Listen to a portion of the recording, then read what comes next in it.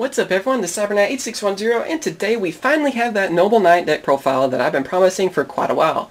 The reason why I never was able to finish it is because it seems like Noble Knights have always been secret rares. So they've had that curse, it seems like lately, especially in Shadow Specters.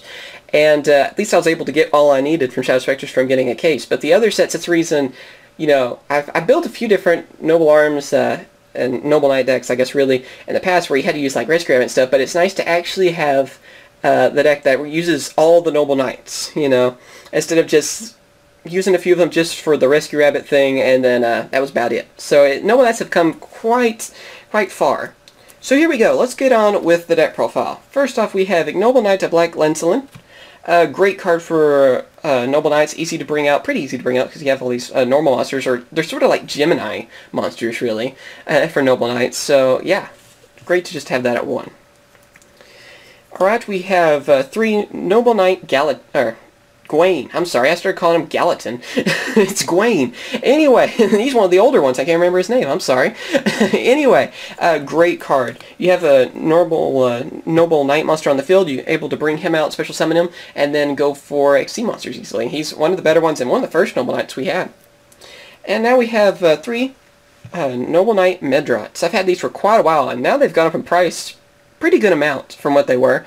Yeah, this one, of course, is a normal monster when he's first in the field. Then when you equip a Noble Arms card to him, he becomes the effect monster and gains the effect. Awesome card. It really is. Makes it where you can go for the sea monsters even easier with his effect.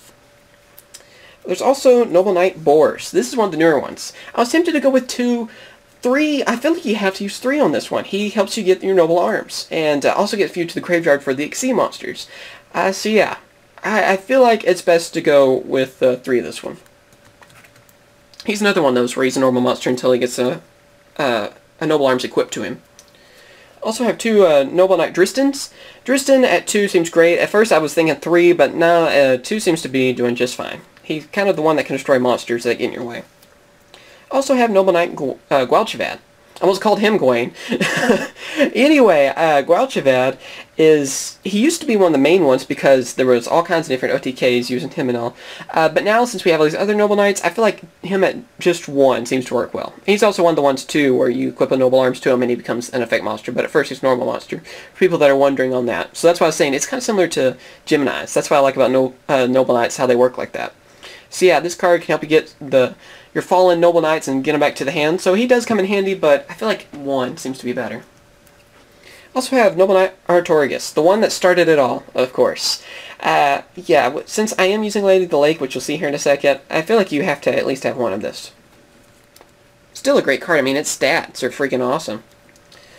Alright, we have 2 Lady of the Lake. Of course, one of the newer cards, probably one of the best artwork cards in the game, I gotta say. So yeah, it's a tuner monster, helps you go for the new synchro and everything too. I mean, what more is there to say? It's a great card.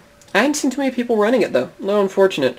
I guess it's a few different strategies, you know, maybe people feel like it's too much stuff going on for the archetype, but I like it. The cards really helped me out a lot. Alright, we also have 2 Effect Veiler. You know, having access to more tuner monsters too, that comes in handy. And of course, it's just Effect Veiler. What more do you need to say? We all know what Effect Veiler does, and that is useful. And of course, Honest. Well, actually picked up one of the spell cards with it. There we go, just Honest. All the light monsters, you gotta have Honest. I mean, not much else needs to be said on that, really. Alright, after that we have Foolish Burial for the spells. We have 2 Forbidden Lance. And then we get to the Noble Arms cards. We have Noble Arms, which I'm not even going to attempt to pronounce the card. I've had so many people tell me how to pronounce this card, and I seem to forget, I guess, all the time. Anyway, this is one I used to run at 2. I feel like 1's a little bit better because it didn't come in handy too often for me, honestly. It's a good Noble Arms card, but I feel like at 1 it's a little bit better. Alright, and then we have Noble Arms Caliburn. A great card as well. Another one I had at 2 for a little bit. 1 seems to do great. It's not a strong... it's not really one of the stronger Noble Arms cards, but it still comes handy because it is Noble Arms. So, yeah, if that makes any sense. But yeah, still a great card, though. I love the artwork on that. Then we have 2 Noble Arms Gallatin.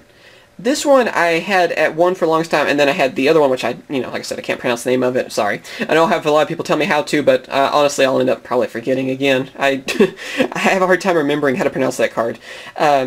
Anyway though, this one adds more attack than the others, and I found myself using it a lot more, because sometimes you really need the attack boost. If things weren't going right, and you couldn't go for an XC or something, just power up one of your monsters. So yeah, I like running 2 of these, and even making one of your XC monsters or Synchro really strong.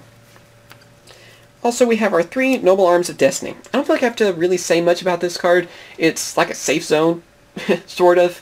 I guess it'll protect your Noble Knights, so running 3 of it, it's probably the best Noble Arms card. So 3 of those is really nice. Kind of surprised that it was, especially when it first came out, such a cheap card, because it is one of the main cards of Noble Knights.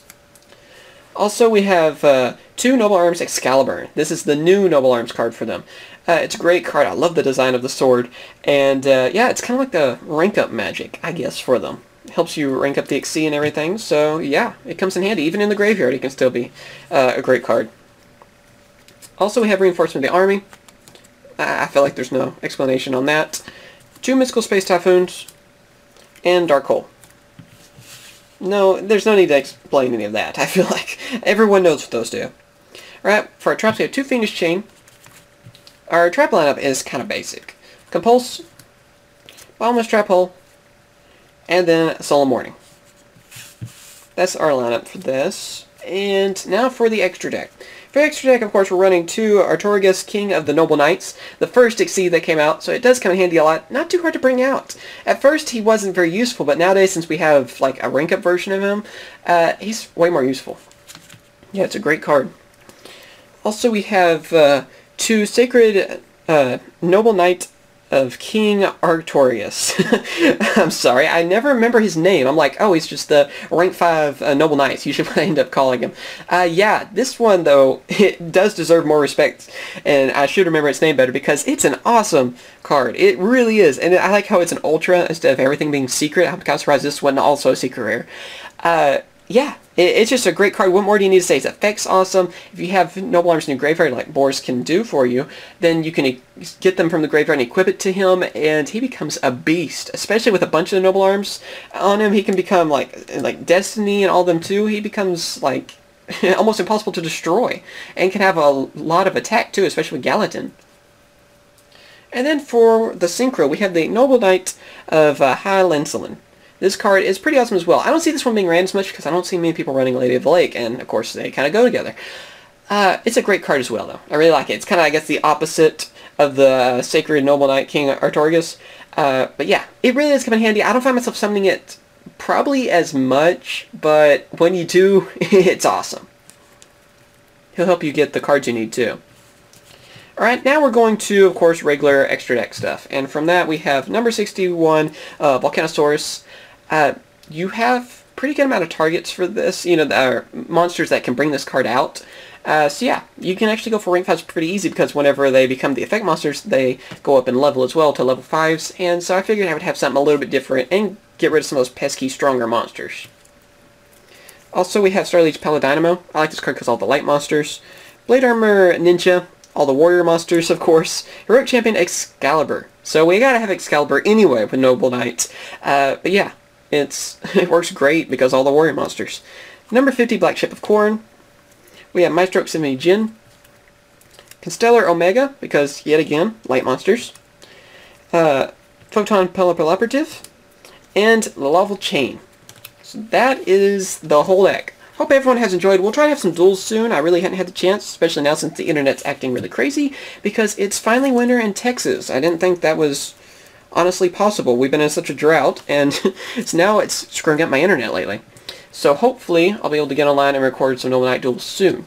As always, though, thank you for watching. Hope everyone has enjoyed. If you have any ideas how to make this deck better, of course, constructive criticism is always welcome. And I really just suggest trying this deck out. Maybe, you know, Dueling Network, Yugioh Pro, Dev Pro, whatever you want to use, or in real life if you actually have the cards. It's kind of hard to get all these cards together unless you're actually trying to build them, especially with all the secret rares. So yeah, I hope everyone has enjoyed. Hopefully it was worth the wait. As always, thank you for watching, and I will catch you guys later. See ya.